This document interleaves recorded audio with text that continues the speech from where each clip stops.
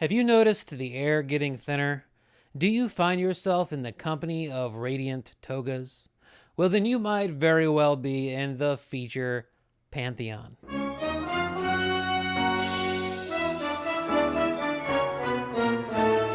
Against all odds, my name is Hunter Lanier, and I'm here today with yet another exciting episode of Feature Pantheon, the review series where I return modernity's cold shoulder by looking to the past and reviewing the movies that I believe are the greatest ever made.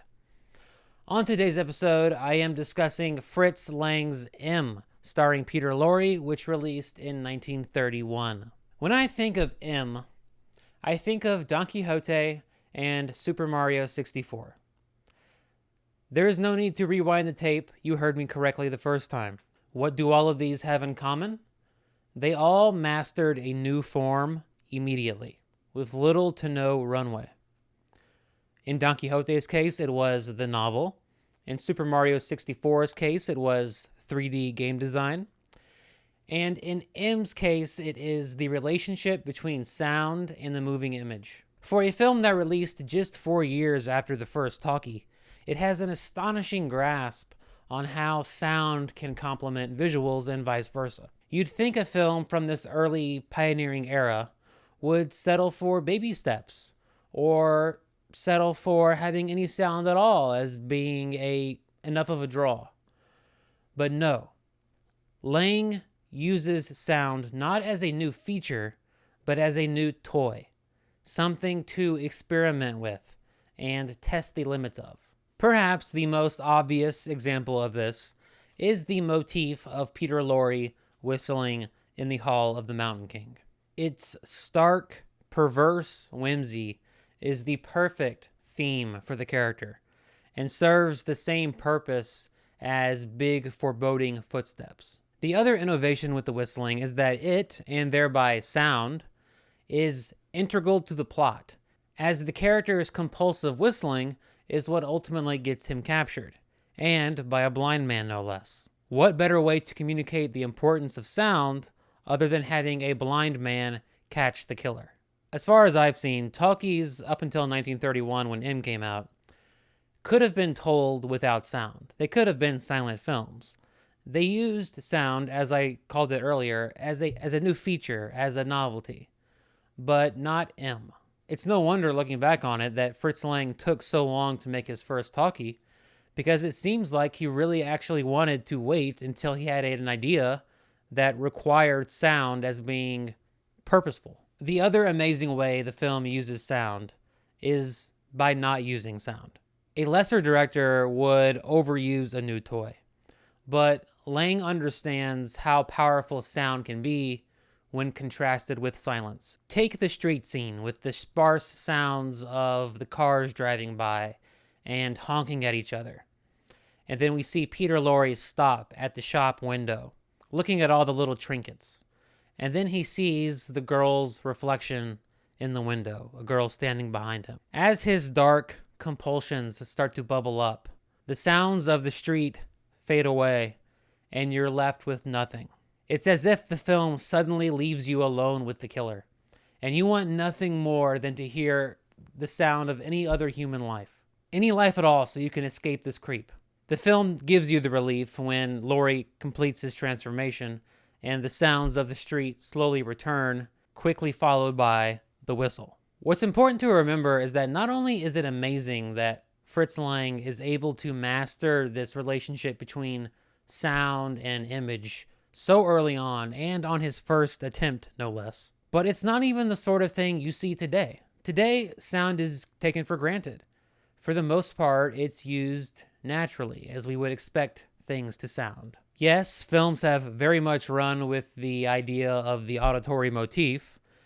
An obvious example that comes to mind is Jaws. But this way of moving sound design to the forefront and relying on it to manipulate our emotions and our thoughts as much as action or dialogue does is much rarer. In fact, that is going to be my prompt for this episode. Try to think of a film that has come out since M that has also moved sound design to the forefront and made it the primary um, instigator of emotion and ideas. Perhaps to some degree you can say that horror films do this in the way they turn up to 11 every creak on every floorboard, but I think that lacks the level of imagination and nuance that you see in M. Now that we've talked about the sound, let's talk about the images. Because M, much like Fritz Lang's earlier film Metropolis, I think creates, or at the very least largely helps to create, an entire cinematic language for its genre.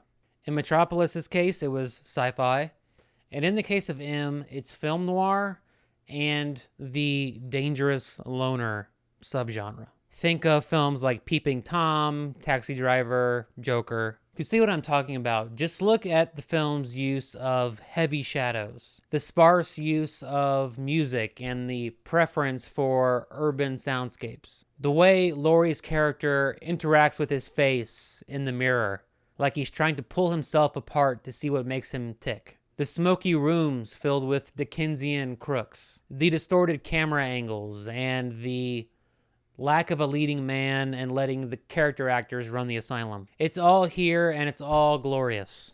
Just to rattle off some of my favorite images in the movie, there's the labyrinthian staircase when the woman is yelling for Elsie. Again, a great example of how Lang uses sound and visuals. The balloon that gets caught in the telephone wire. Lorre standing menacingly in front of the goofy bouncing arrow and the hypnosis wheel. The overhead shot of the cops surrounding the guy coming out of the hole. And the uninterrupted sequence where the camera is just moving through that seedy bar, focusing in on what each table is doing, going over to the bar and watching the guy change the menu, and then eventually moving upstairs. It's just fantastic.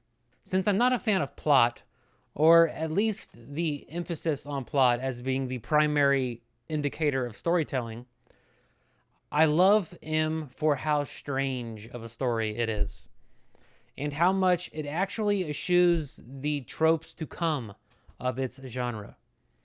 Much in the same way that Don Quixote now seems like a 400-year-old parody of modern superhero movies. M is a parallel police procedural. Not coincidentally enough, unlike High and Low, the first movie I reviewed in my Feature Pantheon series. In High and Low, you had the cops and Kingo's chauffeur both trying to find the kidnapper at the same time. In M, you have the cops trying to find the killer, but then you also have at the same time the criminals of the city trying to find the killer, because the killer is attracting way too much heat and is making their own illicit operations all the more difficult. Not only is that idea already kind of funny in a way that you don't expect, but the constant contrast between the way the cops are, the methods the cops are using and the methods the criminals are using is a surprising well of comedy for this otherwise very dark film. Another similarity with High and Low, funnily enough, I did not plan this. Also, police procedurals are one of my least favorite structures for a movie.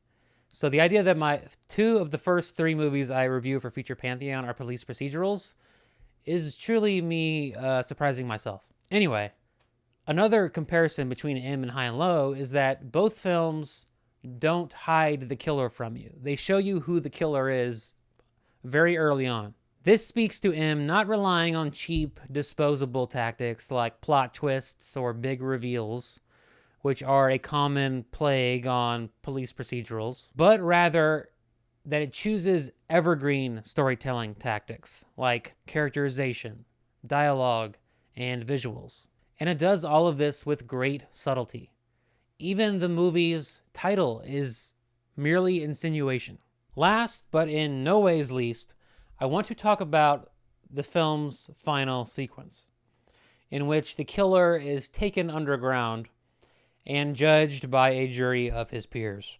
In his case, his peers are pickpockets, card sharks, shoplifters, drug dealers, and killers, all of whom we meet in this amazing class portrait-esque shot where they're all just huddled into this dank brick basement, staring daggers into the killer's soul. Only when faced with this particular killer can this cast of rapscallions become all of a sudden the moral majority. And they milk every second of it. And unfortunately for the killer, no one understands the law greater than those who constantly bump up against it. And they proceed to give him their version of a trial, complete with a public defender. This underground inverse of a trial, and Peter Lorre desperately pleading insanity, manically pleading insanity in the most insane way you can, is one of the very greatest things ever put to film. It's such a moral spaghetti of scoundrels condemning other scoundrels using this bastardization of the very system that condemns them. I've watched a lot of movies, most of them following 1931, and I don't think I've ever seen a climax that is anything like this. Usually when you watch great old movies, if they have a fantastic sequence or scene or something, you can say, oh, that's what you can trace the echoes throughout time to this movie, to this movie, to this movie, to this movie that came out last year. With this last 15 minutes in M, at least to my mind currently, I'm sure maybe if I sat down and did some homework, I might have a different answer. But I can't think of any film that ends with this particular type of sequence. It's such a singular ending and climax. Peter Lorre's pathetic outbursts are incredible. In fact, I think he actually filmed these outbursts several times in different languages for different markets. But I did want to mention the amazing performance from the criminal who plays the judge. I love the unearned importance with which he carries himself. It's like he internalized the mannerisms of every pompous judge that ever put him away, and now all of a sudden has an outlet for this data. Now, I've noticed that a lot of the conversation around M centers around the idea that the film humanizes an individual that has done truly despicable things. I take issue with that for a few reasons. Number one, you can't humanize someone who is a human. They're already human. Everyone is human. If you're humanizing someone, it means they have already been dehumanized, which just means they've been flattened into a label from there being initially a three-dimensional complex individual, which we all are. So rather, I would say, and I realize this may seem like semantics, but I think it actually is an important distinction. I think the film rehumanizes a character. Rehumanizes someone that has done truly despicable things. But that's different than garnering sympathy. Is the film successful in making him a sympathetic character? Well, the character is still a murderer, whether or not his murderous instincts are deterministic. If his instinct to commit murder is not his choice, well, then neither is our instinct to be repulsed by his actions. Likewise, if we can resist our impulse to feel repulsion and instead feel sympathy, then maybe he could have resisted his instinct to commit murder. Now, I'm not saying it's impossible to feel sympathy for a person that has been cursed with despicable impulses. What I'm saying is that you can hold sympathy in one hand and you can hold disgust in the other at the same time. It can be done. You can feel both things, and I think you probably should. Regardless of how you cut it, I think the fact that the film is even trying to find sympathy in a character as repulsive as Peter Lorre's killer is a testament to its narrative daring. That level of emotional nuance, of critical feeling, not critical thinking, but critical feeling, is not something I think a modern film would trust audiences to not freak out about. I will say that a lot of the sympathy that I think the film does infuse that character with is not a result of the writing, but a result of Peter Lorre's performance and Peter Lorre himself. Although you do see throughout the film all the little hints where it's setting up the idea that the character can't control himself and that he is a puppet to some dark master Like the scene at the shop window where he seems to be overcome with some kind of Jekyll and Hyde transformation. Or the scene with the hypnosis wheel behind him. Or even the scene where he's pulling on his face in the mirror as if trying to find the piece that he can take out to fix himself. You get the sense that he knows he's broken in a way that is potentially irreparable. One last thing that I wanted to mention, and it is something that I may have already kind of alluded to in the review. This film is surprisingly funny, and it sneaks up on you given the dark subject matter. As I said before, the contrast between the cops and the criminals' methods of finding the killer. There's that scene where the criminals are having a meeting, and there's that guy just inexplicably doing magic at the table. There's the moment when the entire underground kangaroo court lifts up their hands at the same time when the cops break in. If this film didn't have that sense of humor that is sprinkled throughout, I don't know that it would have found a place in the gold-plated cloud city of Feature Pantheon. Welp, those are all my thoughts. Now is the time for you to let me know your thoughts on my thoughts. Next up, I have been sent the documentary Megadoc, which is the behind-the-scenes documentary from Mike Figgis about the making of Megalopolis. I am very excited to watch that, and I think I will do a review on that. And then on Thursday, I will be making my way to Austin for Fantastic Fest, where I will be watching movies all weekend and recording reviews in my hotel room. That'll be very exciting. I haven't done anything like that on this channel yet. Nothing. So far, there has been no on-the-ground reporting, so this will be a brand new undiscovered country for this channel. Look forward to that. And also, if there are any movies you know that are showing at Fantastic Fest, let me know in the comments. There are about 4 films that I for sure want to see, but I'm going to be there all weekend, so I need to fill up my time. So let me know if you think there's anything that I should make sure to carve out some time for. Until then, I leave you, as always, with the necessary truth that every day underground is a good day.